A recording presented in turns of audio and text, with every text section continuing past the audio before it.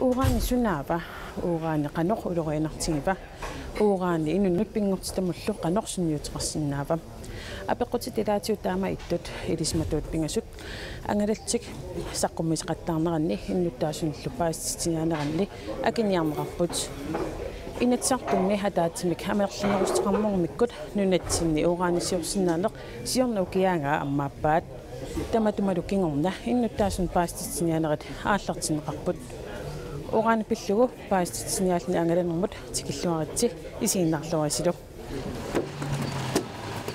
paastitiniaanermi sisimiut kiarlussuaq aasiaat iluissat uumannarlutikinneqarput ilismatuupingasut naminersortioqartussanut attuumastiqanngitsulut siunnersortaasut saqqummiinerisiullermik takutissavagut taakku tassaapput Danmarkimi kalaallit nunaannilu ujarassiutut misissuiffimmi kiiussimi naalagaaffimmi ujarassiuisimasoq live touring aamma kiiussimi ujarassiooq ilismatusarluarsimasoq Per Kalvi kiisalu ilismatooq avatangiisit akorutissaqassusaannut ilismatusarluarsimasoq Aarhus Universitetimersoq Gert Asmund taakkuat tassunnaalakkersuisup Jens Erik Kirkegaard aamma pingortistamut avatangiisunul naalakkersuisup Kim Kielsen peqqusineratigut paastitiniarput kuannersuarni pilersaarut maannamut pilersaarutaasunni ippiviusungornissaminut qaninnerpaavoq aggustinaalersortusarniaqqarneq aallartineqarmat tamannaam peqqutialugu saqqummiisut apeqqutiqartullu amerlanerpaartaasa assersuutistut taanna atorpaat paastitiniaaneq uuraannimut akuersaartunut akerliusunullu tungassuteqangilaq politikerinillu peqataafiineqarani angalannermilu sisimiunut kiarlussuarmut aamma iluissanut peqataavugut innuttaassut apeqqutaat uqallineraltikitsinnagu ilisimatuut taaneqaarsut pingasut saqqummiussineri arfinun aggulunneqarsimasut tamakkiisul takuteqqaassavagut siullermik Per Kalviip uuraannip summut atorneqartarnerapillu saqqummiussissaaq takulariartigu. Ja, tak for chancen til at komme og fortælle lidt. Så inden jeg vil fortælle lidt om, hvorfor vi overhovedet holder møde, så vil jeg lige tilføje en lille sådan, forklaring, som er følgende. Det er sådan, som sagt, at nultolerancen blev ophævet sidste år i oktober. Men det betyder jo selvfølgelig, at der er kommet en masse spørgsmål omkring uran og udnyttelse og sådan nogle ting. Men i aften vil vi ikke komme forfærdeligt meget ind på Kvanefjeld. Vi vil sådan fortælle jer blandt andet om forholdene på Kvanefjeld og det vi ved. Man skal bare huske, at der ikke er afleveret en ansøgning endnu fra selskabets side.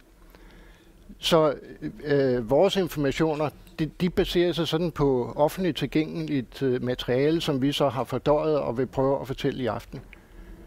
Så det her er ikke sådan, nu får I ikke mere information. Jeg opfatter det sådan, at det her det er første skud på en lang række af information omkring uran generelt, og Kvanefjeldet selvfølgelig mere specifikt. Så med den indledning, så vil jeg også prøve lige at sige, hvorfor er uran så meget mere interessant og nødvendigt at holde møde om, end så mange andre råstoffer. Og der er flere forhold. Det så er klimaforandringerne har betydet, at man begynder at lede efter alternativer til olie- og gas energiformer, til nogle metoder, som er mere CO2-neutrale. Og der er kernekraften en af mulighederne, og det er jo det, man blandt andet bruger uran til. En anden ting er, at verdens befolkning vokser med meget stor hastighed. Sådan cirka 1 million om ugen. Og det betyder jo selvfølgelig stigende pres på alle ressourcer, men også på energiressourcerne. Og så er der jo det forhold også omkring uran, at det er radioaktivt, med alt hvad det indebærer af strålingsrisici og miljømæssige forhold og opbevaringsforhold. Og så er der endelig det forhold også, at uran bliver brugt i en meget beskeden del, men dog bliver brugt til fremstilling af masseudryddelsesvåben. Så det er jo nogle af de, hvad skal man sige, sådan etiske overvejelser, der også er i hele det her problemkomplekse omkring uran. Og når man hele den her pres på uran og efterforskning, den skal så også sættes i en sammenhæng nu, hvor nultolerancen er blevet ophævet. Og nultolerancen er ophævet for efterforskning. Så der er ikke taget stilling til, om man også kan og vil acceptere en udnyttelse af hele den debat, den udstår. Men det vil i hvert fald betyde, at man må antage, og det skal jeg dokumentere senere, at der vil komme udenlandske selskaber og lede efter uran i Grønland.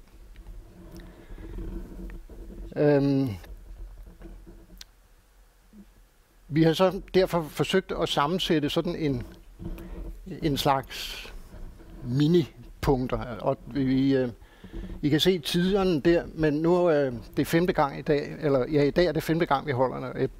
Vi må bare konstatere, at vi kan ikke helt overholde det. Så vi skal gøre vores bedste for at gøre det, fordi tanken er at servere nogle små relevante klumper. Og så skal I skal bare spørge, hvis der er ting, vi siger, som er uklare og sådan noget. Men hvis det er sådan, at de mere debatskabende spørgsmål, eller sådan de lidt større spørgsmål, så kan det godt være, at vi skubber dem hen til det sidste punkt 7, hvor vi har debatten. Så med de ord, så vil jeg lige prøve at sætte det en lille smule ind i en sammenhæng her. Fordi vi kan prøve at se hele uran-problematikken fra efterforskning, som det her billede illustrerer.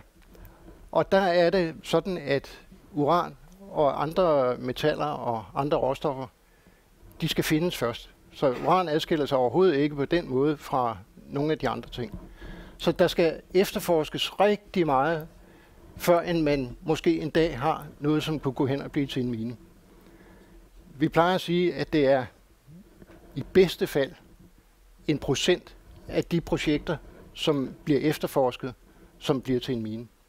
Og det er jo også noget af det, vi har set i Grønland med, at mange af projekterne ikke bliver til noget og sådan noget. Men det er ikke fordi, det er Grønland, eller det er en naturlig del af den måde, man efterforsker på.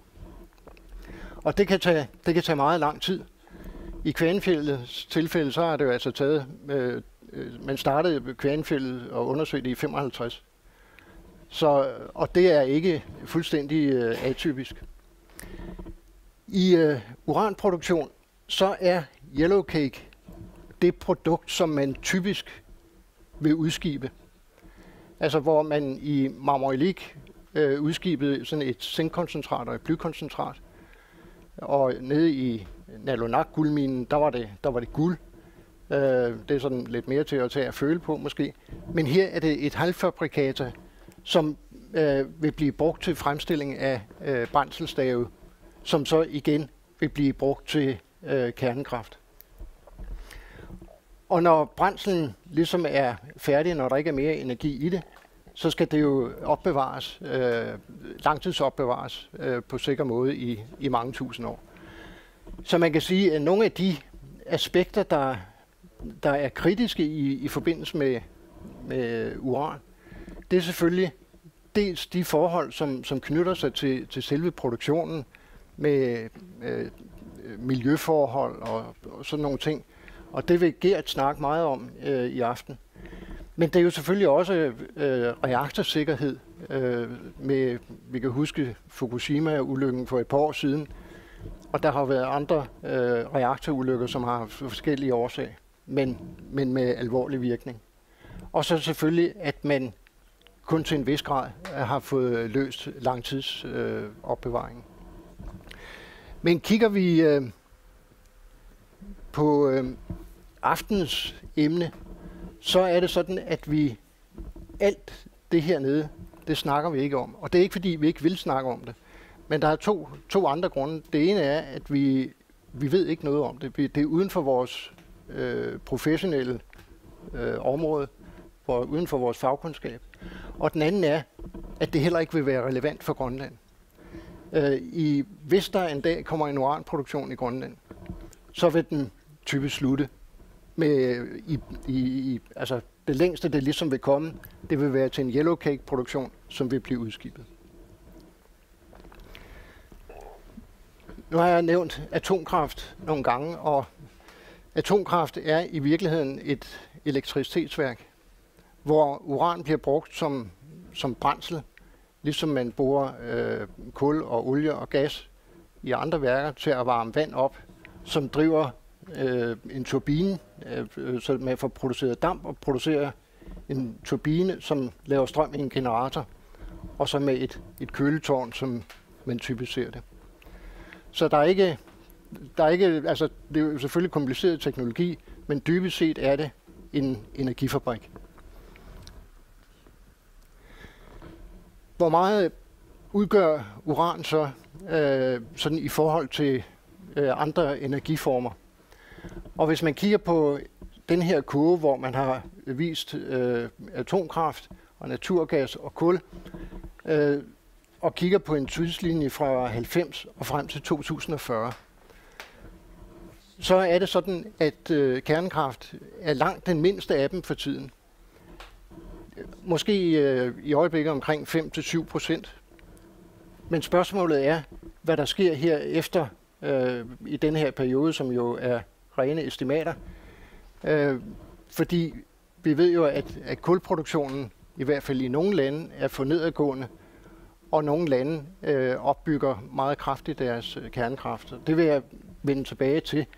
Men det er også sådan, at selvom det måske er en lille del på verdensbasis, så er der visse lande, herunder blandt andet USA og Frankrig og Japan, hvor vi er oppe i omkring 20-25% af deres energiproduktion, som kommer fra kernekraft. Så det er sådan, man kan sige, det er rammerne, det er hovedparten af det, man bruger uran til. Så med de ord, så vil vi gå til det næste foredrag. Pærkalviip uranip sumputin qartarnarasaqqummiterpaa tullingullugu live touringip avatarsuani hinnersuarmilu uran pillugu saqqummiussissaaq taan takulariartigu. Ja, jeg hedder som sagt Leif Thorning. Jeg er pensioneret statsgeolog fra GEUS. Arbejder stadigvæk lidt for GEUS og med GEUS i forskellige forskningsøjemed. Og har arbejdet i 40 år med forskellige aspekter af mineral efterforskning, hovedsageligt i Grønland, men også andre steder i verden.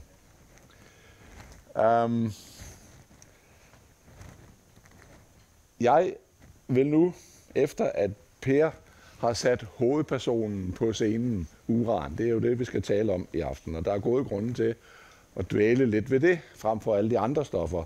Meget af det, vi siger, kunne som også siges om minebrydning af alle mulige andre stoffer, men der er noget specielt ved uran, og vi har mange forestillinger omkring uran, og vi har det der aspekt, der lurer i baggrunden med atomvåben og sådan noget. Det gør, at vi alle sammen lidt på vagt over for det. Så jeg vil nu prøve at male sådan et baggrundsbillede for den scene, som vi i aften skal behandle uran på.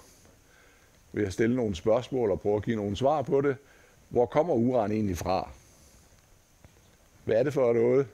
Hvad betyder det for os? Og hvad det har betydet for intet mindre end hele universets udvikling. Så derfor så starter vi min historie her med The Big Bang. Jeg vil næsten tro, at de fleste af jer ved, hvad det er, ellers skal jeg forklare det. Det er intet mindre end starten på universet, som var en kæmpemæssig eksplosion. Dengang var der ikke noget, der hed stof, der var ikke noget, der hed uran, der var ikke noget, der hed brint, der var ikke noget, der hed helium. Der var kun plasma, en grød af partikler af alle mulige slags. Ikke engang neutroner og protoner var der, de på først dannet senere hen. Men i den eksplosion startede der en udvidelse, og samtidig med denne udvidelse, så blev der efterhånden dannet de stoffer, som vi kender i dag. Det skal illudere sådan en eksplosion, kan I godt se, ikke? Det skete for omkring 14 milliarder år siden. Så lang tid er det altså siden, så vi har faktisk en alder på universet.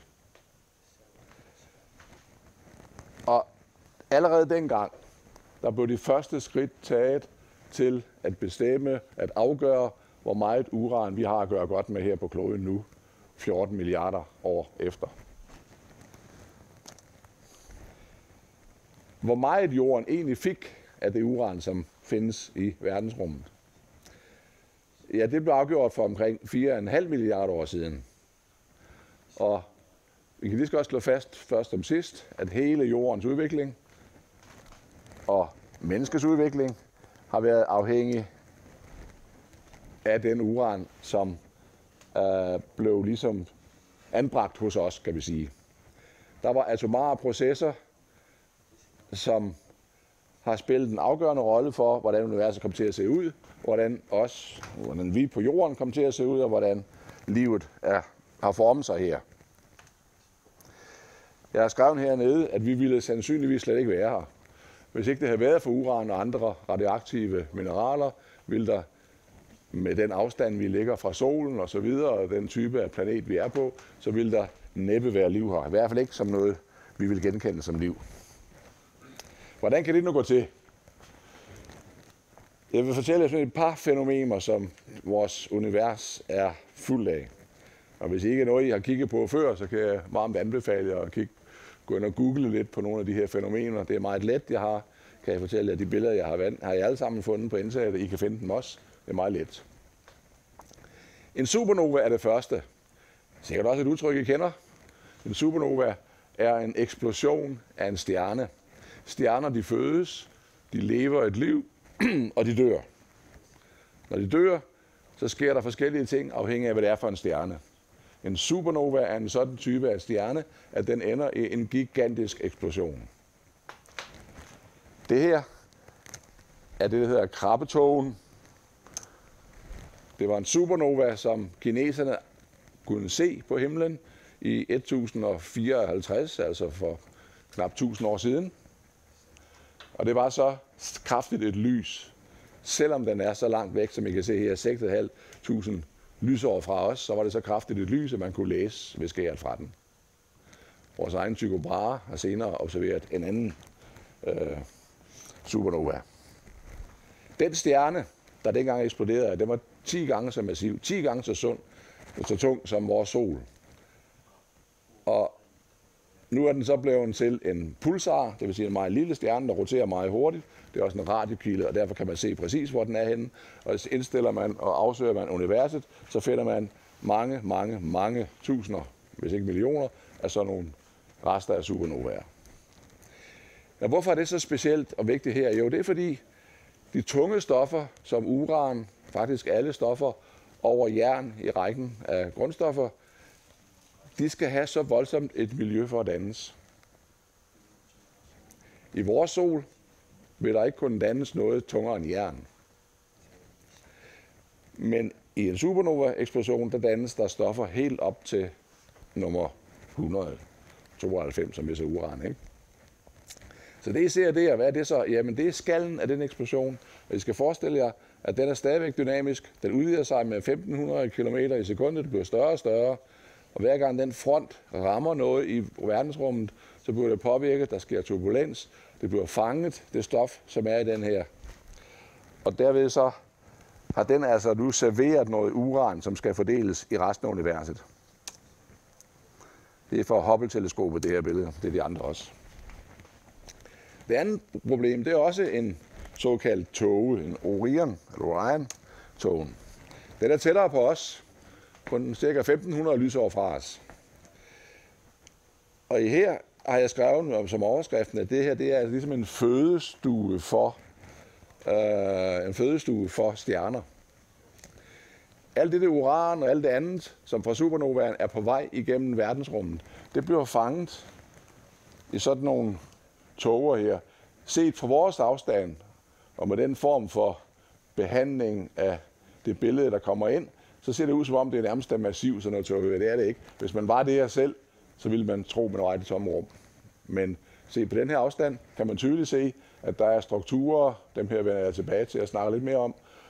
Og i den her ligger der altså omkring 3.000 stjerner, der er ved at blive dannet. Vores sol er jo en stjerne, den blev dannet på den måde for omkring 4,5 milliarder år siden. Samtidig med den, så blev også planeterne dannet. Fordi det, der sker... Jeg vil prøve at tage de næste par med her. Sådan der. Og den der. Det var en roterende... Alt det der materiale roterer, fordi når sådan nogle gasser, de virvler omkring hinanden, så på et tidspunkt, så fortættes de omkring det tungeste, og så danner de sådan nogle roterende skiver. Det er meget indviklet fysik, men man kan eftergøre det både i en computer og i modeller. Solen opstår så af det, der er inde her, og det må være et fantastisk syn, når den pludselig selvantænder. På et andet tidspunkt, så bliver det så tungt og så tæt herinde, at den selvantænder og bliver til en sol, hvor der inde i centrum sker en atomar proces, nemlig det, der hedder fusion, altså sammensmeltning af kerner, i modsætning til det, vi bruger i atomkraftværker for eksempel, som er en spaltning af kerner. Men her starter det, brint smelter sammen og bliver til helium, og helium smelter sammen og bliver til noget andet, og langsomt bygges grundstoffer op. I en almindelig sol vil det kun være op til jern. Herude er der andre sådan fortættelser i den der masse, det bliver til planeter.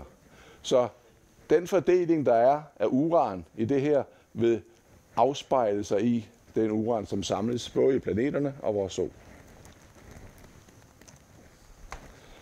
Vores stjerne solen. I gamle dage var det jo meget almindeligt at tilbede solen. Egypterne kaldte den Ra. Og det er jo også relevant, kan man sige, fordi at vi er jo i virkeligheden totalt afhængige af den energi, som denne her atomreaktor, den løbende laver til os. For det er, hvad det er. Det er en kæmpemæssig fusionsatomreaktor. Inde i kernen af den, der sker der meget voldsomme processer. Varme bliver genereret, og derfor er overfladen 6.000 grader varmt. Derfor er der voldsomme magnetfelter. Der er det, vi kalder solpletter. Det er sådan nogle der. Og der er protuberanser og udladninger af forskellige slags, hvor stof rent faktisk forlader solen og slynges ud i verdensrummet. Det er jordens størrelse set i den sammenhæng med solen. Når vi kigger lidt tættere på den, så er den jo lidt flottere at se på. Apollo-astronauterne, der første gang så den fra månen, sagde, at det var det smukkeste, de havde set på den tur til månen. Det var at kigge tilbage på deres planet, vores planet, Afrika, Arabien. Den lever vi på. Og den har så altså på den måde, som jeg har beskrevet, fået sin andel af de ressourcer, som universet har haft at aflevere.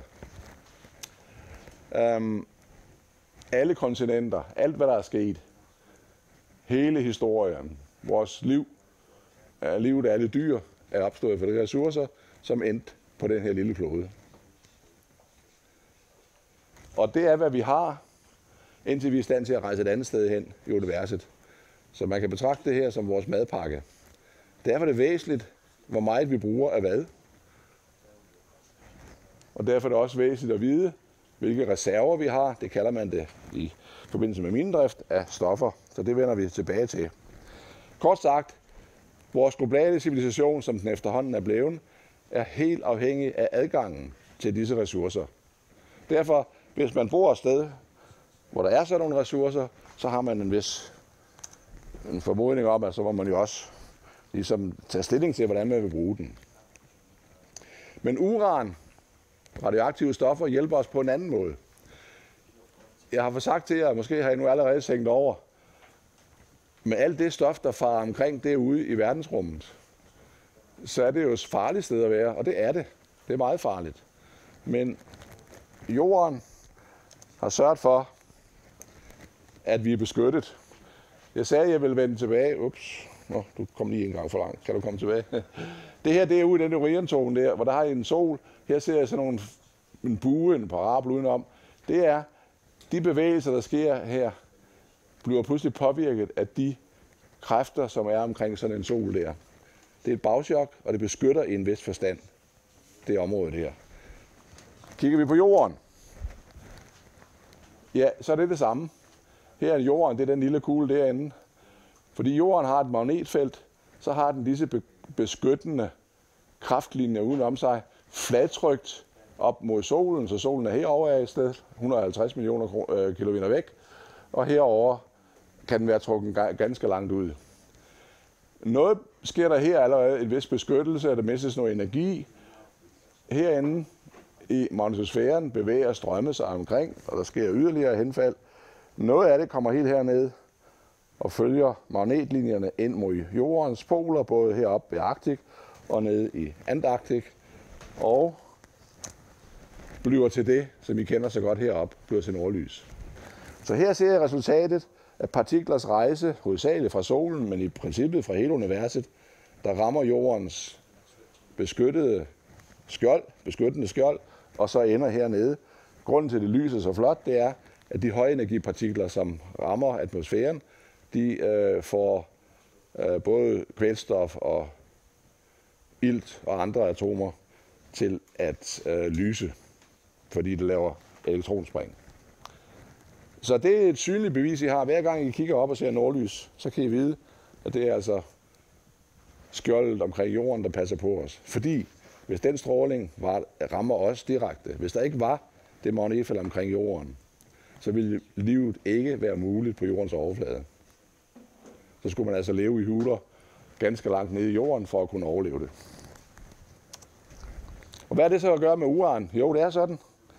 Uran er en af drivkræfterne, en af de væsentlige drivkræfter bag ved hele denne mekanisme. Der er uran, thorium og kalium, som er langlivede. De har halveringstider, det vil sige, man kan sige, de eksisterer længe. På 4,5, 14 milliarder, 700 millioner, 1,3 milliarder. De har altså været her siden jordens skabelse. De er fordelt. Ja, det er også, du har gjort det mange gange efterhånden. Det bliver også sværere og sværere, ikke? Ja, jorden er jo ikke bare sådan helt homogen. Inde i midten, der har den en kerne, det er nikkel og jern. Udenom er den en flydende del af kernen. Det er også nikkel og jern, men det bevæger sig altså. Herudenom kommer skorpen, det er sådan mere stenagtigt, kan man sige. Eller kappen hedder den. Og helt herude, den lille tynde, det er skorpen. Det er den, som vi sådan kan servere, og det er på den, man kan se, der ligger kontinenter og have og sådan noget der. I den her skorpe, der er indholdet af uran kun 2,5 gram per tons materiale, kan man sige. Det er uhyre let. Og der er også uran herinde og herinde også. Uran, når det henfalder, når det udsender stråling, så er det fordi, at der afgives energi. Det varmer, og det der giver grunden til, at den er smeltet inde i midten jorden. Og den varmekilde er det, der derfor bærer dannelsen af jordens magnetfelt. Som andre ord, hvis ikke der var uran herinde i den indre og den ydre kerne, så ville vi ikke have et magnetfelt, og så ville vi ikke kunne leve på vores planet.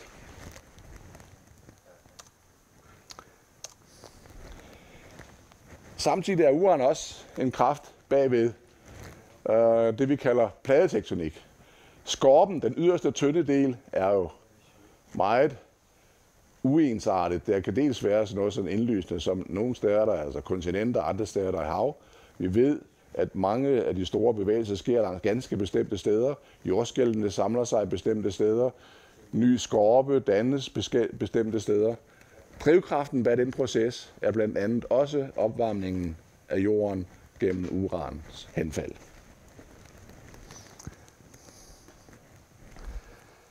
Geologer studerer så lidt mere detaljer, hvordan det sker.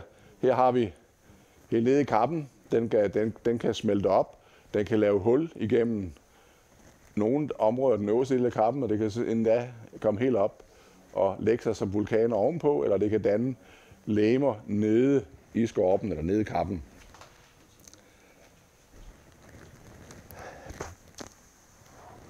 Mere forsimplet, lidt forstørret. Hvis det er sådan noget materiale, der har været smeltet og kommet op, de processer, der danner det er et spørgsmål om temperatur, om tryk, om materiale, der indgår. det kan i nogle tilfælde betyde, at stoffer koncentreres, så i stedet for 2,5 gram per ton, kan man måske komme op på 300 eller 500 gram per ton, og så har man altså en mulighed for en mine. Det kan jo være gemt ganske langt nede, men med erosion forsvinder jo samtidig det øverste, og så er sådan nogle lag blottet, og så har man adgang til at kunne lave miner og få det frem. I Grønland, Sydgrønland, som vi kommer til at snakke mere om, var der en serie af begivenheder, som ligner det her, og som fører til dannelsen af forskellige former af muligheder. Uran i sig selv er også en nøgle til geologien. Jeg har allerede fortalt jer, forskellige bjergarter, forskellige processer giver forskellige indhold af uran. Derfor, når man går i landskabet, eller måler i landskabet strålingen, der kommer fra uran, og det kan man gøre, det skal jeg ikke forklare hvordan, men her har man fløjen i helikopter ganske nær overfladen frem og tilbage, sådan her. Og i helikopteren har der været et instrument, der måler uranstrålingen. I kan se, at den er ikke den samme. Det her det er en gletsjer, som I kan se. Det er Samligarsuk, Metternæs. Her er en gletsjer, her er der vand. Men her er der klipper. Det her det er en del af landskabet. Her er der højere stråling end her, hvor der er gult. Her er der lidt højere stråling. Tilsvarende hernede. Her er altså en måde at se på, hvor meget uran der ligger i det øverste del af skorpen. Men det er stadigvæk meget små mængder. Hvis I gik hen over det, ville I ikke kunne mærke det. Man bliver aldrig nogensinde farligt bestrålet af det. Man skal have fint følende instrumenter for at kunne måle det og opdage det. Fordi det her det er ikke en mine, det er blot almindelig geologi. Brugte man kalium, vil man se det samme. Thorium, det er de her 3 radioaktive elementer, jeg nævnte. Igen kan man se det samme. Og nu tror jeg nok, jeg har en her, som du ikke har. Total, nej, den har du også. Ja. Det er næsten en geologisk kort. Kan I se det? Det er jo, altså en geolog kan ud fra det her sige, det her det er nok en granit. Det her det er nok noget andet gnej, så det her det er nok sedimenter, og det her det er nok. Man kan få en idé om, hvordan geologien er ved at kigge på sådan nogle kort som det her. Jeg sagde, at sådan en situation havde vi nede sydpå, og det er netop nede ved Narsaq. Herover har vi Kvanefjeldet, det berømte Kvanefjeld. Herover har vi Kringlerne. 2 ting, som vi hører meget om i pressen, og som vi også kommer til at fortælle jer mere om. Og de er dannet, fordi der har været nogle processer i den her introduktion, som har kunnet danne nogle mineraler, som man kan holde på uran, og så det har en mængde af uran per ton, som gør, at man kan bryde det. En kort erindring.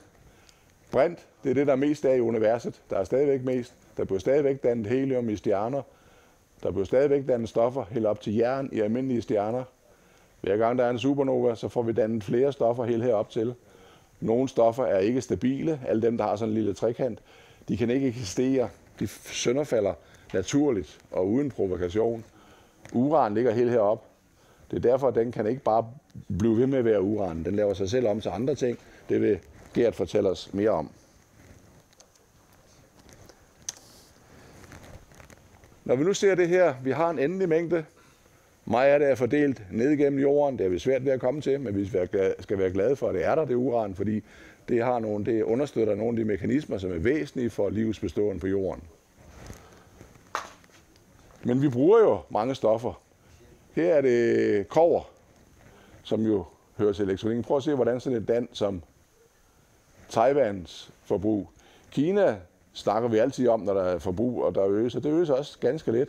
Det stiger mere, men der er jo så frygtelig mange mennesker, så dividerer man, det her det er nemlig forbrug per menneske, så er det lige nu begyndt at løfte sig her i år 2000, men det vil også øges, er der ingen tvivl om. Altså, vi bruger mere og mere. Her er meget illustrativt ved hjælp af stål, befolkningen, og se sammenhængen her. Det starter omkring 1900.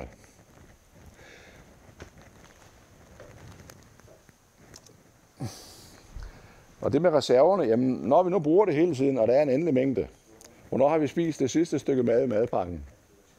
Det ved vi ikke. Det øger sig hele tiden, fordi vi har hele tiden beregninger af, hvad er vores reserve, hvor meget har vi tilbage, og til hver en tid kan man sige, jamen hvis vi dividerer vores kendte reserve og med det årlige forbrug, så kan vi så se, hvor meget har vi. Uran ligger her i 92, så der er til en 25-30 år. Men siden da har man fundet mere, så samtidig man har brugt, har man også fundet mere. Og det tal ligger som regel der, at på et eller andet, at man har sådan 20-30 år endnu. Der er nogen, der er mere kritiske. 10-15 år er der nogle indium, diamant og bly og zink og sådan noget. De ligger helt herovre. Så det er altså, mennesket forsøger hele tiden at holde øje med, hvor meget skal vi bruge, og hvor meget har vi tilbage. Hvad er så Grønlands plads i alt det her? Jeres ø, Grønland, har en masse forskellige geologiske miljøer, skabt gennem de her 4,5, i hvert fald 4 milliarder år. Gemt i disse geologiske miljøer ligger der forskellige grundstoffer. Og derfor har man også her i Grønland, ligesom jeg vil næsten sige, pligt til at tage stilling til, hvad vil vi gøre med alle disse ressourcer. I det tilfælde, det vi taler om i dag, det er uran. Hvad vil vi gøre med den uran? Vil vi producere til fordel for verdens globale civilisation, eller hvad vil vi? Det er det, som man overvejer i Grønland. Jeg tager kun det her med, fordi jeg har lavet en meget forenklet fremstilling af historie. Jeg ønsker ikke at efterlade det indtryk, at det også er enkelt at beslutte, at man vil have en mine, for det er det selvfølgelig ikke. Der er en lovgivning, den er god. Vi kender den internationale lovgivning, vi kender den grønlandske. For at få en mine, der drives i et vist stykke tid, er der en vældig masse aktiviteter, som systemet, det vil sige ministerier og eksperter og sådan nogen som os tre, vi gør, for at sikre, at vi går fra uberørt natur til noget, der er så tæt på uberørt natur, som vi kan komme efter dette forløb. Der er masser af krav til, hvad selskaberne skal gøre, for at den proces er en lykkelig proces. Og det er det, I skal tænke på her også, at ingenting sker bare, fordi nogen synes, det var en god idé. Det skal diskuteres, det skal høres, det skal vurderes, og endelig skal det besluttes af ansvarlige myndigheder. Blandt andet de mennesker, I selv har valgt. Så det er så enden af min historie. Naturen har gjort sit. Allerede starten af 14 milliarder år siden. Vi fik en portion af det. Værsgo, det har I at bruge. Samtidig udviklede naturen vores intelligens, så vi var i stand til at forstå alt det her, og finde alt det her uran og andre ressourcer, som vi har brug for. Nu er det så op til os at beslutte, hvordan skal de ressourcer bruges, eller skal vi ikke bruge dem. Uran er bare en af ressourcerne. Den er spændende, og det er derfor, vi taler lidt mere om den i aften. Live turning der مسقميسامت بياكل في موت القساود der summa uran med dungestammermøsset saqumytsamait. Ja, det er nemlig en rigtig stor mundfuld. Men det er stadigvæk rigtig mange og rigtig meget råstof, der skal findes til den her voksende befolkning. Og ikke nok med en voksende befolkning, men også lande med forbedret økonomi og stigende købekraft. Det er rigtigt, jeg har kaldt det, jeg kan ikke se det, jeg ved, hvad jeg har kaldt det, nemlig uranproduktion fra A til Z. Og tanken var i virkeligheden mere at prøve at fortælle jer lidt om, hvordan man efterforsker, hvad er omfanget, hvem bryder, og hvor store er mængderne, hvem er spillerne og sådan noget. Så ligesom for at sætte det ind i en sammenhæng, og så kommer jeg på efter pausen, hvor jeg så vil fokusere lidt mere på Grønland. Så det her, det er sådan de store linjer uden for Grønland, kan man sige. Så igen tilbage til det, jeg snakkede om før, at vi har ligesom 3 klumper, kan man sige. Efterforskning, minedrift og selve produktionen. Og det er dem, jeg sådan vil prøve at væve lidt over. Så hvis man allerførst kigger på en figur som denne her, med den viser omkostningerne, som man bruger på efterforskning af forskellige råstoffer. Og i det her tilfælde er uran rødt, så alt hvad der er rødt her på figuren i perioden fra 1950 og til 2010 viser uranomkostningerne, som selskaberne bruger for at finde ny uran. Og der er to forhold, som gør sig gældende her. Det ene er, at uran er noget nyt, altså i modsætning til kobber og jern og sådan nogle ting, som mennesket har brugt i årtusinder, så er uran altså et forholdsvis nyt råstof. Og man kan sige, at det starter stort set i 1950'erne, at det ordentligt kommer i gang, og med en stigning frem mod 80'erne. Men i midten af 80'erne, så skete der ligesom et skifte i hele verden, og også i Danmark, hvor at der var modstand mod atomkraft. Man mente, at der var alt for mange problemer knyttet til det, og dermed så faldt efterforskningen også. Og det var jo nogenlunde samtidig med, at vi havde Kvanefjeldsprojektet, den del af det, som Risø stod for i sin tid. Og man lukkede, og senere kom så også, blev i virkeligheden nultolerancen indført. Det kaldte man den ikke dengang, men konsekvensen var den samme. Der var ikke mere uran efterforskning i Grønland. Så kørte det på meget lavt plus, men nu kan man se, at nu begynder det altså at stige igen. Så der er en ganske markant efterforskning efter uran i de her år. Og hvad der så kom ud af det? Jo, det her kort, det viser de mørke pletter, viser uranforekomster, miner, ikke bare forekomster, men aktive miner rundt omkring i verden. Og det man kan se af figuren, det er, at det ikke kun ét land, som dominerer. Så der er sådan uranforekomster og uranminer i temmelig mange lande. Det er cirka 35-40 lande, jeg kan ikke huske det, men det er den størrelsesorden, hvor der er uran i. Og hvis nogen af jer kan se, at der er lidt som forskel på signaturerne, så hænger det sammen med, at kortet også viser, at uran kan findes på forskellige måder. Altså i forskellige geologiske sammenhænge finder man uran. Og det har betydning, når man skal lede efter det. Hvad er det for nogle steder, man skal lede? Og det har også betydning for, om det kan bruges, eller om det ikke kan bruges.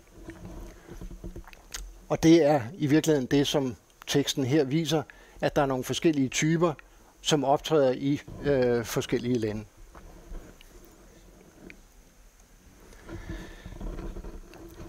Og så tilbage til forekomsterne. Hvor meget kender vi? Så er vi jo tilbage ved det Leif sagde, det han kaldte madpakken.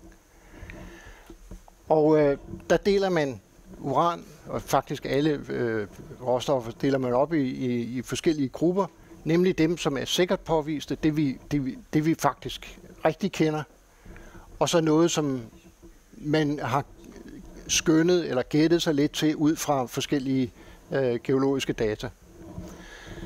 Og det er dem, vi kender godt, de påviste, og det her, det er de skønnede. Og det har jeg så plottet her på figuren, fordelt på forskellige lande. Og der kan man se, at langt den største reservemængde ligger i Australien, af det vi kender. Og så bliver det USA og Canada og Kazakhstan og så videre, og vi har Grønland heroppe. Og der er det vigtigt lige også at huske, at bare fordi, at man har meget af noget, er det ikke det samme, som man er en stor producent.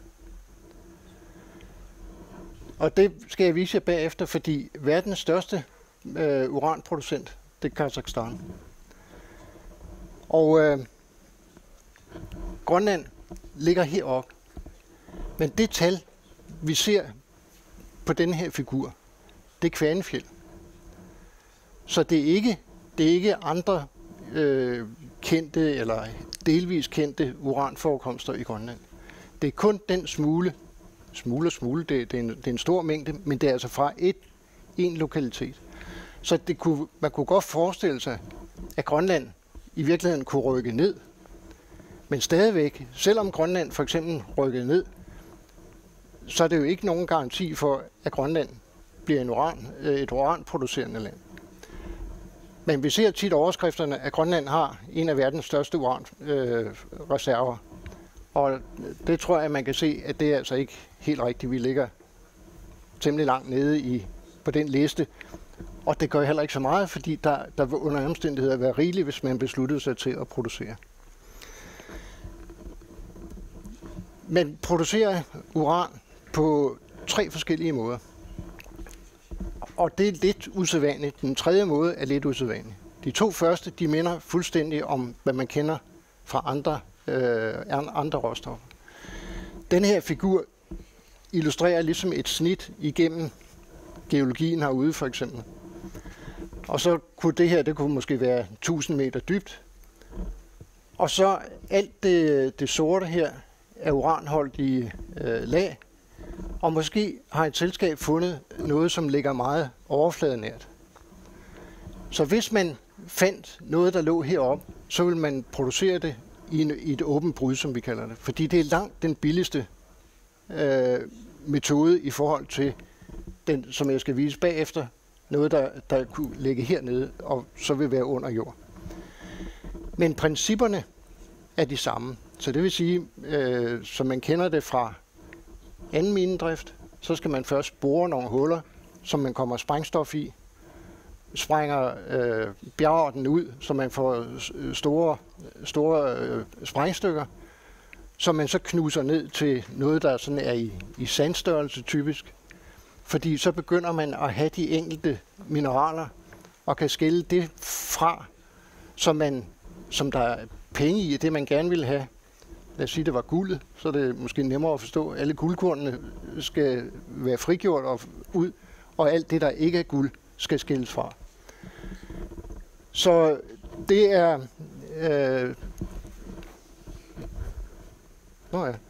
sådan. Så det kunne også være i en anden situation, at man ikke havde den, eller ikke kendte den for den sags skyld. Og så ville man altså nødt til at lave en underjordisk mine. Og det er, ligesom vi kendte det i Marmorilik, lige bortset fra, at Marmorilik lå 700 meter over havet, var det altså stadigvæk en underjordisk mine. Men det er en meget dyr metode, men uran produceres efter begge metoder. Den tredje metode, som man ikke bruger på andre forekomster end uran, det er en metode, hvor man kan bore huller ned, sådan at man kan pumpe syre ned, som opløser uranen, og så kan man pumpe den uranholdige væske op og behandle væsken og trække uranen ud.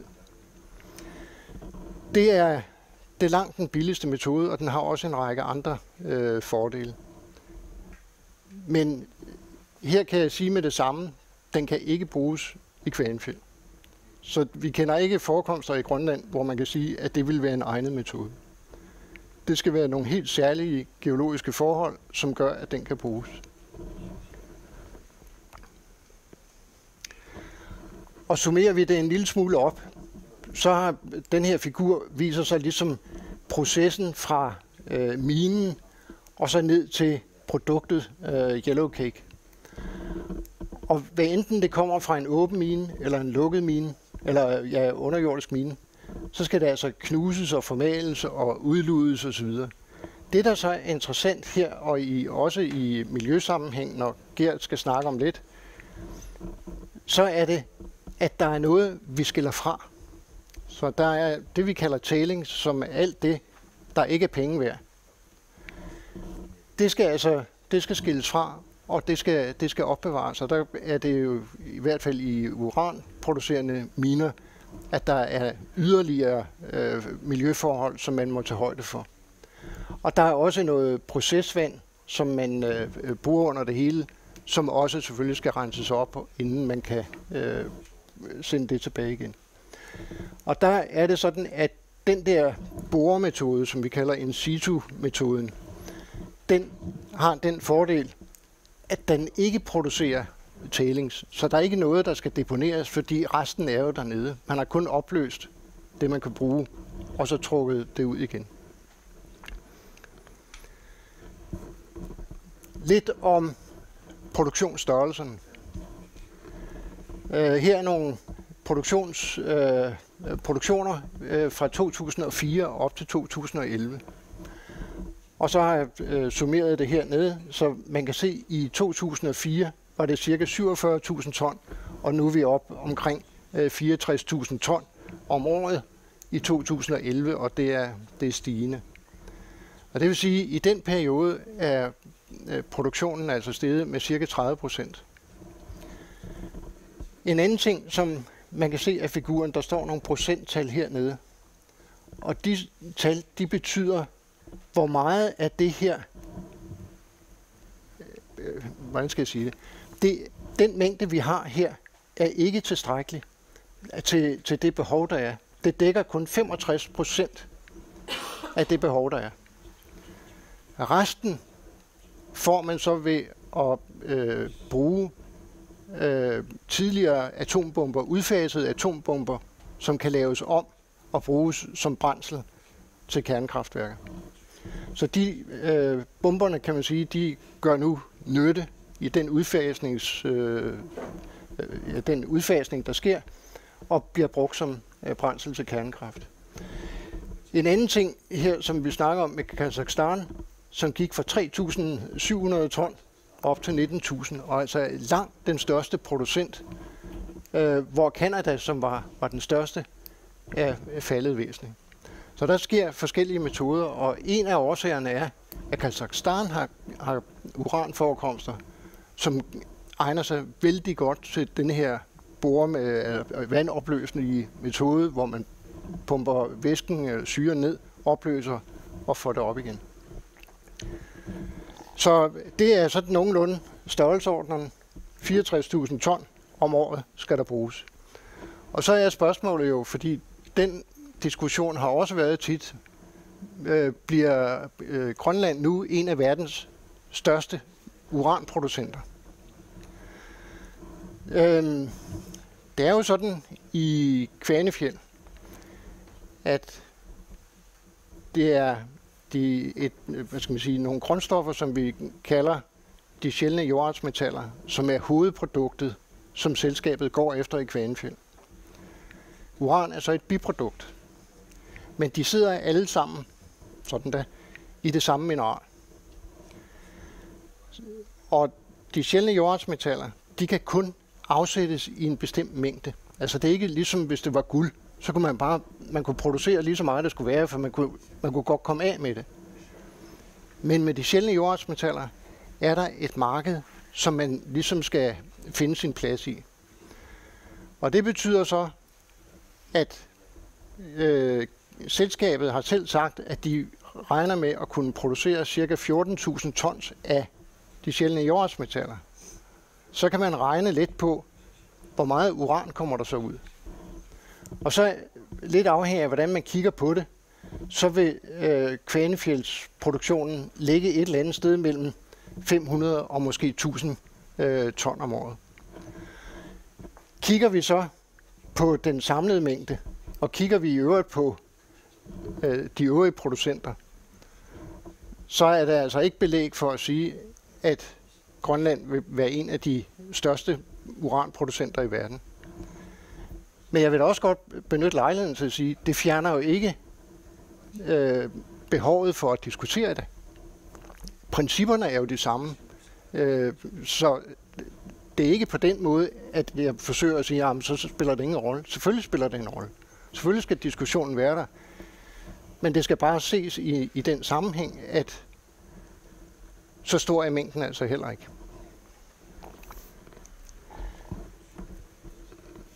Hvordan er så efterspørgselen, og hvem bruger det og sådan noget? Der er cirka 33 lande, som bruger kernekraft. Her har jeg listet nogle af dem, og så produktionen, hvor meget bruger de om året, og målt fra den her akse, den vej, så de viser produktionen, om igen, det er produktionen. Så Kazakhstan, som jeg sagde før også, har langt den største produktion. Australien og Canada, det er de store producenter. På den anden side her, der ser vi så, hvor meget de har behov for. Og der er det jo så, at hverken Kazakhstan eller Australien bruger noget selv. Så de er altså kun uranproducerende, ligesom Grønland også vil være. Og så er der lande, som kun er forbrugende, som Frankrig og Japan. Og USA har stort underskud på balancen, kan man sige. De producerer slet ikke tilstrækkeligt til at kunne klare deres eget behov. Hvis vi kigger lidt fremad og prøver at sige, hvor meget uran skal der så bruges fremover? Er der overhovedet behov for efterforskning? Vil der komme efterforskning i Grønland? Så vil jeg sige, at denne her figur, den viser den energiudbygning på kernekraft, som er i en række forskellige lande. Og i øjeblikket er der 70 nye atomkraftreaktorer under konstruktion rundt omkring i verden. Og 29 af dem er i Kina. Og 70 er det meget eller lidt. Det samlede tal i øjeblikket er 430. Så det er altså en betydelig udbygning. Det skal også siges, som I ser hernede, er der nogle røde tal. Og blandt andet Tyskland og Belgien har jo som konsekvens af Fukushima-ulykken valgt at udfase deres kernekraft. Så der er altså også lande, som vælger fra. Men i forhold til dem, som udbygger, så må man sige, at det er helt markant udbygning, som med ret stor sikkerhed må siges at gøre, at efterforskningsselskaberne, også på et tidspunkt vil ønske at undersøge, om der er uran i Grønland. Det kan vi omsætte ved at kigge på sådan en tidsakse her fra 2010 og så 2030, og så netop med, hvordan forventningerne til efterspørgselen. Og lidt med minerne, hvem er i produktion, hvem tror vi kommer i produktion osv. Og så kan man se, at hvis det er en lav efterspørgsel, så allerede om 10 år, så er der ligesom underskud på balancen. Men man skal bare huske, at de uranminer, der er, der er ingen af dem, som kører på fuld produktion. Så de vil alle sammen kunne skrue op for produktionen. Og det bliver ikke afspejlet i sådan en kurve. Og vi ved jo heller ikke helt, hvordan vil nogle af de andre energiformer komme til at spille ind. Men det korte og lange er, at der er udsigt til, at der vil være behov for mere uran, end det vi ligesom har i øjeblikket. Og det vil sige, der vil være, det må forventes, at der vil være øget uran efterforskning overalt i verden. Og derfor må man også forvente på et tidspunkt, at der vil komme uran efterforskning i Grønland, eftersom at nul-tolerance-princippet er ophævet. Per Kalvi, Damsaqqumiusserammat, Gert Asmund, ringudan ret radioaktivisut Billuitsaqqumiussissaaq, takudarjartigu. Nej, først må jeg hellere introducere mig selv. Jeg hedder Gert Asmund, og jeg kommer fra Aarhus Universitet. Det er lidt nyt for mig, at det er Aarhus Universitet. Vi er for nylig blevet... Før var det Danmarks Miljøundersøgelser, som for nylig er blevet lagt ind under Aarhus Universitet, og nu hedder en afdeling i Aarhus Universitet, som vi kalder Dansk Center for Miljø og Energi, og det ligger i Roskilde. Men jeg har altså, tidligere var jeg Danmarks Miljøundersøgelser. Jeg skal lige lave noget her. Sådan der. Godt. Jeg blev bedt om kort at snakke om, hvad er radioaktiv stråling egentlig. Og det første, jeg vil sige om radioaktiv stråling, det er, at i videnskabelige kredse kalder man det altså ikke radioaktiv stråling. Det er de grundstoffer, der udsender strålingen, der er radioaktiv. Strålingen selv er jo ikke radioaktiv. Den er den stråling, som gør, at stofferne er radioaktive. Så derfor kalder man den på dansk ioniserende stråling. Og det hedder åbenbart sådan der på grønlandsk. Den hedder ioniserende stråling, fordi det er stråling, som påvirker alt levende væv, derved at det danner ioner inde i det levende eller døde væv. Og ioner, det er elektrisk ladede atomer eller molekyler. Ioniserende stråling på en eller den anden måde skader det væv, som den rammer. noget mere end andet. Der er i princippet 3 forskellige typer af radioaktiv stråling. Alfa, beta og gamma. Det er nok noget, jeg alle har hørt om. Hvad er så alfa, beta og gamma stråling? Alfa-stråling, det er stråler af heliumatomer, heliumkerner, som fra det radioaktive atom, når det går i stykker, så bliver en alfa-partikel sendt ud i luften. Alfa-stråler, som altså består af atomer, der bliver skudt afsted i stor fart, de har ikke nogen særlig stor gennemtrængningskraft. Sådan et stykke papir her vil nemt kunne standse alfastråler. Derfor er alfastråler, når de er uden for kroppen, faktisk ganske ufarlige. De vil blive stoppet af mit tøj eller af luften. Men omvendt, hvis noget, der udsender alfastråler, kommer ind i kroppen, så er det helt anderledes, for så er det kroppen, der stopper strålerne, og så er de noget af det farligste stråling, man kan få. Så alfastråler, der er det helt afgørende, om man har fået det ind i kroppen, eller om det er uden for kroppen. Betastråler, det er elektroner, der bliver sendt ud.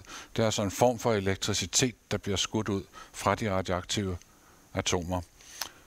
Betastrålerne har middel gennemtrængningskraft. Nogle få millimeter aluminium kan bremse betastråling. Betastråling er en lille smule farlig både uden for kroppen, for det kan jo altså trænge ind, og det er også farligt at få ind i kroppen. Gammastråling er en helt anden karakter. Gammastråling er elektromagnetisk stråling, det vil sige, det er en form for lys. Bare lys med meget kort bølgelængde, lys man selvfølgelig ikke kan se. Gammastråling, og det er lys af kvanter af meget høj energi, og de kan gennemtrænge selv meter tykke mure af beton. Og hvis man skal stoppe dem, skal altså meget beton eller måske sådan et lag bly for at stoppe de mest energirige gammastråler. På grund af den der evne til at kunne gennemtrænge alt, ja, så farligheden af gammastråler, det er egentlig lige meget, om de kommer fra noget radioaktivt stof, der ligger her, eller om det ligger inde i kroppen på mig selv. Det trænger jo alligevel igennem og danner ioner der, hvor strålerne går. Så for gammastråling, der gælder, at det er faktisk omgivelserne, der betyder noget. De radioaktive stoffer, som udsender den ioniserende stråling, kan deles i 3 forskellige typer. De langlivede radioaktive stoffer, det er sådan noget som uran, og man siger uran-238 for at markere, hvad det er for en type uran, thorium og kalium. Det er stoffer, som har været i jorden altid, som blev dannet for, hvad var det nu, Leif sagde, for 4,5 milliarder år siden blev de stoffer dannet og har været i jorden lige siden. Kortlivede radioaktive isotoper, det er dem her, som er farvet blå. De kommer fra de langlivede. Når de langlivede radioaktive grundstoffer, uran og thorium, bliver spaltet, så danner de nogle andre radioaktive stoffer. Og der skal vi især lægge mærke til sådan noget som radium og bly-210 og polonium-210. Og jeg skulle have skrevet radon også. Det er stoffer, som hele tiden dannes ud fra de langlivede heroppe, så dannes de stoffer hele tiden. De har kortere levetid, og de forsvinder også efterhånden. For sådan noget som radium og bly-210 og polonium-210 gælder altså, at de dannes i naturen hele tiden, og de forsvinder igen hele tiden. Så de er her altså altid, og det er en del af det naturlige miljø. De er på ingen måde menneskeskabte. Det samme gælder de røde stoffer, jeg har nævnt her. Tritium, som er en form for brint, kulstof 14, som er en afart af kul, og beryllium 7, som er en speciel afart af beryllium, de dannes i den øvre atmosfære. Når kosmisk stråling og solvind rammer atmosfæren, så dannes disse stoffer. De har halveringstider på 13 år, eller 5.000 år, eller 53 dage. For dem gælder også, de dannes hele tiden, og de forsvinder igen. Men de er her på jorden, og de er en del af det naturlige miljø. Så nævnte jeg, at de kortlivede isotoper blev dannet ud fra de langlivede, og der taler man i videnskabelige kredse om henfaldskæder, henfaldsserier, og dem er der nogle stykker af. Her nævner jeg uran uran-238 henfaldskæde. I naturen findes uran-238. Det blev dannet i supernova-eksplosionen, det er her. Men det er ikke stabilt. Det udsender alfastråler. Det går langsomt, men det går stødt alfastråler, og så dannes der et nyt grundstof, thorium-234. Det er heller ikke stabilt. Det udsender betastråler. Så bliver det til protactinium. Det er heller ikke stabilt. Det udsender betastråler og bliver til uran-234. Og sådan kan I se, sådan kunne vi blive ved ret længe. Til sidst ender vi ved bly-206. Det er stabilt, og så sker der ikke mere. Vi starter altså med uran, og vi slutter med bly, men indimellem er der alle de her stoffer, som alle er radioaktive. Og der skal vi selv lægge mærke til radium-226. Der er en temmelig lang halveringstid. Det er vandopløseligt og kan give anledning til radiumforurening af vand, som har været i kontakt med uranmalm. Vi skal også lægge mærke til radon. Radon-222. Det er nemlig en gasart. I den her lange proces, det er det ene faste stof efter det andet, undtagen radon. Når vi når hertil, så har vi pludselig lavet uranet om til en gasart. Den gasart, den vil egentlig gerne fordampe og komme ud i atmosfæren. Og bliver den dannet et sted, hvor den kan komme ud i luften, så vil den komme ud i luften, og så har vi ført radioaktiviteten ud i luften, og så bliver det meget værre for os. For radon er en alfa, udsender polonium, af det, som radon bliver lavet om til, udsender også alfa. Og bly 214 gør ikke, vispo 214 og især polonium, og der er også polonium 210. Alle dem her, der er en række alfa-emitter imellem, og de kaldes også for radon-døtre. Så nogle gange siger man bare radon, men man mener i virkeligheden radon og alle de andre ting her, som kan komme ud i luften, kan blive indåndet og komme ned i vores lunger og give anledning til skade der. Der er andre henfaldskæder, men jeg nævner kun den her. For lige at resumere det, jeg har sagt indtil nu. Radioaktiv stråling findes overalt på jorden.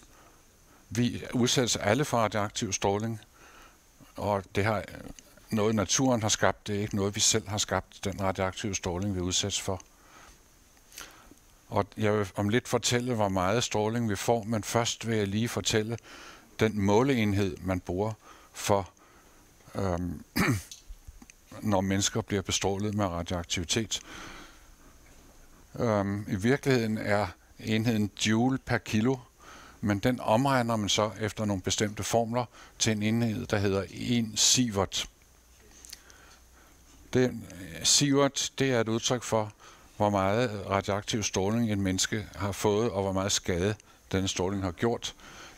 Sievert var en svensker, som arbejdede meget med det her, og han har så givet navn til den måleenhed. 1 sievert er imidlertid så stor en enhed, at man skulle nødig få brug for at tale om 1 sievert, så har man fået virkelig meget. Så man har opfundet enheden millisievert, en 1000-del sievert. Millisievert, det er meget nyttigt. Målenhed, det er nemt at huske, og vi snakker om 1, 2, 3, 4, 5. Et passende størrelsesinterval for millisievert. Så vil jeg kort nævne, at vi skal op på noget, der ligner en sievert, for at man kan se øjeblikkelige skader. Bliver man over kort periode udsat for 1 sievert, ja, så ved man, at man er blevet udsat for radioaktiv stråling. Man kan få strålesyge, eller man kan få, at der, hvor man er blevet bestrålet, bliver huden beskadiget og bliver rød. Små strålemængder, når vi snakker om millisievert i stedet for sievert, ja, de giver anledning, eller kan rent statistisk set forårsage kræftsygdomme. Jo mere stråling, jo mere er risikoen for, at man får kræftsygdomme. Og man har en såkaldt, på dansk kalder man det en risikofaktor, 0,005 per sievert. Læger eller andre, der skal prøve at regne ud, hvor meget skade ved en bestemt strålemængde give, de skal sørge for, at man regner ud, hvor mange sievert man er blevet bestrålet med, så ganger de det med 0,05, og så får de risikoen for, at man på et eller andet tidspunkt bagefter i sit liv får udviklet kræft. Det vil jeg ikke gå mere ind på, kun nævne det tal der. Man kan altså, når man får at vide, hvor meget bestråling man har fået, ved at gange med 0,05 regne ud, hvad risikoen for en senere kræftsygdom vil blive. Det skal så lægges oven i den naturlige risiko, man har for en kræftsygdom. Så vidt jeg husker, så er risikoen for, at man på et eller andet tidspunkt får en kræftsygdom, den er cirka 1 til 4. Hver fjerde menneske vil blive ramt af en kræftsygdom. Så når jeg til det her, som er slags resumé af det hele. Nu ved vi, hvad millisievert er. Hvor meget får et almindeligt menneske så af stråling, og hvor kommer det fra? Den her kurve, den er beregnet for en gennemsnitsdansker, og det er en ret kompliceret ting at beregne det, og der er ikke publiceret noget for en gennemsnitsgrønlænder. Når jeg spørger eksperter, hvad skal jeg sige op i Grønland, så siger de altid, du må gå ud fra, at det er det samme for Danmark og Grønland. Så det her dækker nok nogenlunde også en gennemsnitlig grønlænder. Halvdelen af den stråle, man får naturligt, kommer fra radaren. Den samlede bestråling af en gennemsnitsperson er 4 millisievert. 2 millisievert kommer fra radaren. 1 millisievert kommer fra medicinsk behandling af en eller anden form. Enten at man får taget røntgenbilleder, eller at man har en kræftsvulst, som man får behandlet og fjernet ved hjælp af radioaktivitet. Så man kan sige, at den fjerdedel her, den ene millisievert, det er faktisk den stråling, vi er glade for. Det er den, vi påfører os selv for på en eller anden måde at helbrede sygdomme. 0,4 millisievert, de kommer fra de fødevarer, vi spiser. Uran er jo et grundstof, og det findes i alting har en eller anden koncentration af uran. Og også vores fødevarer. Så vi får noget uran ind med fødevarene. Vi får også noget kalium, vi får også noget thorium. Alt i alt giver det anledning til, at vi modtager en stråledosis på 0,4 fra vores fødevarer. Gammastråling, som jeg sagde, det er noget, der kommer udefra. Det betyder betydeligt mindre end radaren. Gammastråling vil give en gennemsnitsperson 0,3 millisievert. Det samme niveau som den kosmiske stråling, det der kommer langt ude fra verdensrummet, noget af det når gennem atmosfæren og påvirker os med 0,3 millisievert. Og så er der nogle små ubetydelige ting, for eksempel Tjernobyl og andre ting betyder ingenting, sammenlignet med de store ting her. Og jeg tror, at det ikke er mit sidste billede. Nu har jeg fortalt, at vi udsættes for radioaktiv stråling helt naturligt, og der er sat tal på det, vi ved, hvor det kommer fra. Så skal man, når man så skal i gang med minedrift, så skal man altså sammenligne den stråling, minedrift giver, med det, man får fra naturens side. Og der skal man se på følgende kilder fra minedrift. Ekstern gammastråling tager vi her. Det er klart, at hvis man går lige op af en uranforekomst, så vil man have en øget ekstern gammastråling. Det er nødvendigt for mineselskaberne at sætte tal på det og regne ud, hvor mange millisievert det resulterer i. Man kan risikere at indånde gasarter, som indeholder datterprodukter af radon, og står der også toren der et sted. Ja, radium og thorium har sådan nogle gasformige stoffer, som man altså skal passe på ikke at indånde for meget af. Endelig kan man indånde malmstøv.